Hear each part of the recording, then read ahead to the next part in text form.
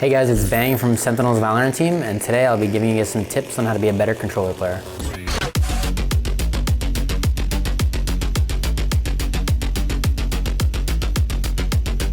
I'd say a big part of being a controller player is just getting good smokes off at the right timings. I think obviously it helps your team, you're an anchor usually, and it helps your teams a lot, like your teammates a lot holding sights. A lot of your util is to help people hold sights and help people survive against sight hits.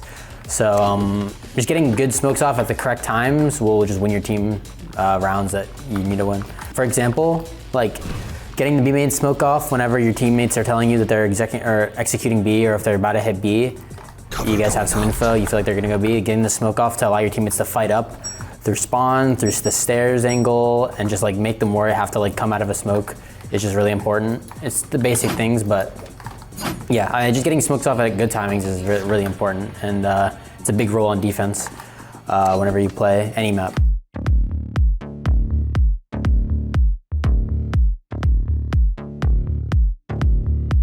So my mindset when it comes to anchoring on defense, a lot of the time is to make sure I'm able to stay alive for long enough and stall for long enough for my teammates to rotate in.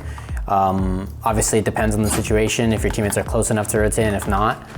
But sometimes throwing smokes on yourself on site, like this is a pretty good smoke whenever you're trying to defend A site on Ascent, to just stay around and live and make sure that like you're not dying too quickly so your teammates have the opportunity to flood onto you. Getting the blinds out against executes is really important.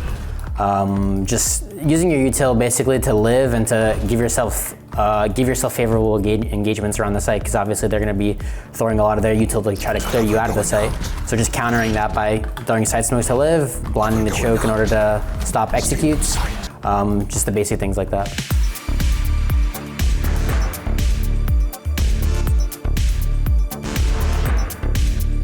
So one example of playing pretty well off your teammates' utility and just off your teammates in general is like setting up good flashes for them. It's pretty basic knowing like the correct smokes to throw, I'd say. If you're trying to learn how to throw smokes correctly or like get good smokes for executes, you just watch any like professional Omen player or a professional controller player's VODs, and they'll probably show you like the best, most common smokes for like whatever execute you guys are trying to run or whatever strat you guys are trying to run. But I think more complex stuff is just like knowing what util to throw, like when it comes to your flash. I think this is a lot more like important to know when to throw, like when is the best time to throw it and how to throw it. So a lot of the times if you're running, if your teammates are running maybe like a Tejo, maybe like a Sova, some kind of initiator that gets info for you, maybe like a fade, a lot of the times throwing your util or throwing your blind off of their like drone util, whether it's a fade prowler, Sova drone, Tejo drone, basically targeting your blind off of their util is really important. I mean, it'll just improve your blinds in general because you're actually blinding off of what their drone or prowler sees. So like for example, maybe you're going for an A split and your Sova is droning A main and they see them either in wine or like in the choke. You can just like hold your blind out, wait for their drone to scan them, and if he sees them on the drone, pings them, you just blind and you can speed up on like an A split. Is a pretty decent example of how to like maximize your util or specifically your blind when you're playing Omen.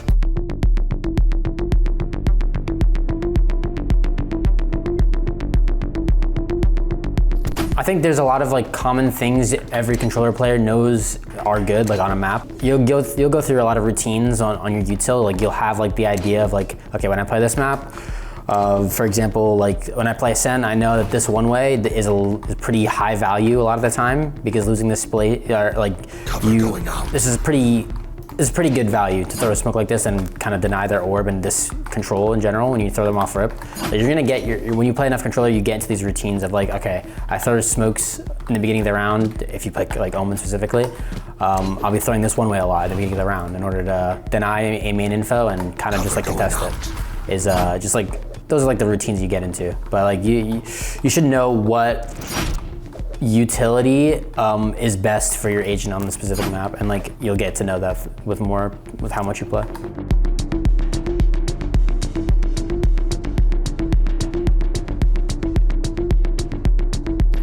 So a lot of time when you're playing on Ascent, on Omen and specifically, you're not really towards B too often. Sometimes you are, depending on the setup. When you're playing B on Ascent, or like you are playing, try to help your teammates hold B on Ascent.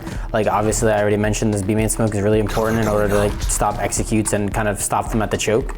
Because once they get through here and start scaling into like this area, into like this boathouse zone and all this area basically, is when like just kind of like any kind of, I mean, well, once they get through this choke, it's just harder for you guys to defend against it. But if you, they all eventually, unless they're splitting, if they are just executing B, this smoke is obviously very important. But I think in general, when you a lot of times when you're playing Omen on a map like Ascent, and you are trying to let your teammates live on the site, if you aren't playing B, giving smokes, bunker smokes are really important. So a smoke like this, it would be considered a bunker smoke. Allows your teammates to live onto the site. Maybe they can play around the smoke. They can play backside and not play in the smoke and just kind of like make the enemy team use you till they clear the smoke and make them think that you're in the smoke, when in reality they could be like going for a peek stairs or trying to like play like to take these fights around the smoke. But like the biggest thing is when you know an exec's happening and they've already broken the choke, giving your teammates bunker smokes is very high value and really important whenever you're trying to help your teammates anchor a bomb site, like on a map like Ascent.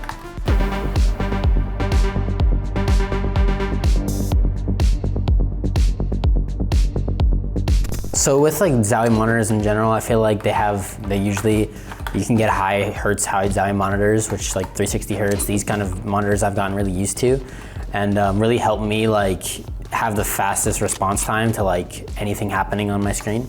So when I play on like 360 hertz as opposed to like when I was playing on 144 hertz or 60 hertz, it's a lot easier to just react even when you're taking normal gun duels and gunfights, and just basically it gives you advantage over other people who are on ZOWIE monitors and aren't on the like your hertz level.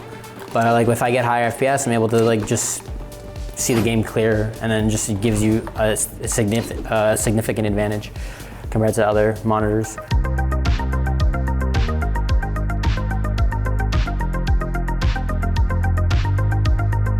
So I think Diac's motion clarity is something like I've already been using for like 2-3 years, and honestly I can't really like, I've tried playing without it. If I have to, I've tried playing without it, it just doesn't feel as good. I personally feel like the smoothness that the Diac offers is like really important for me, and I've gotten so used to it to the point that I feel like playing without it would probably hinder me pretty much. And I mean honestly, it's all personal preference, but at the end of the day, but I do think it does help, and it's a feature that I feel like if you have a ZOWIE monitor, you should try it at the very least.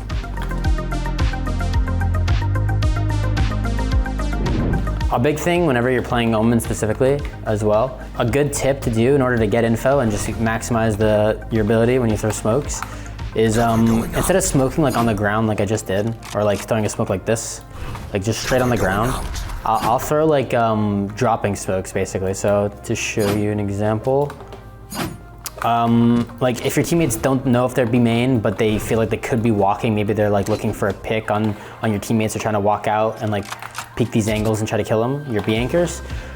Giving them a smoke like this, instead of throwing it just straight on the ground where it doesn't give you any info and just blocks their vision, you could be throwing like dropping smokes like this. Cover going out. When you throw a smoke like this, it makes it so you can see their feet, and on their screen, their heads are just in the smoke, so they can't see anything. They realize that it's a dropping smoke, they'll probably jump around and move away, but it just gives your teammate, it gives you info, and it also just smokes them off, and there's no risk to it.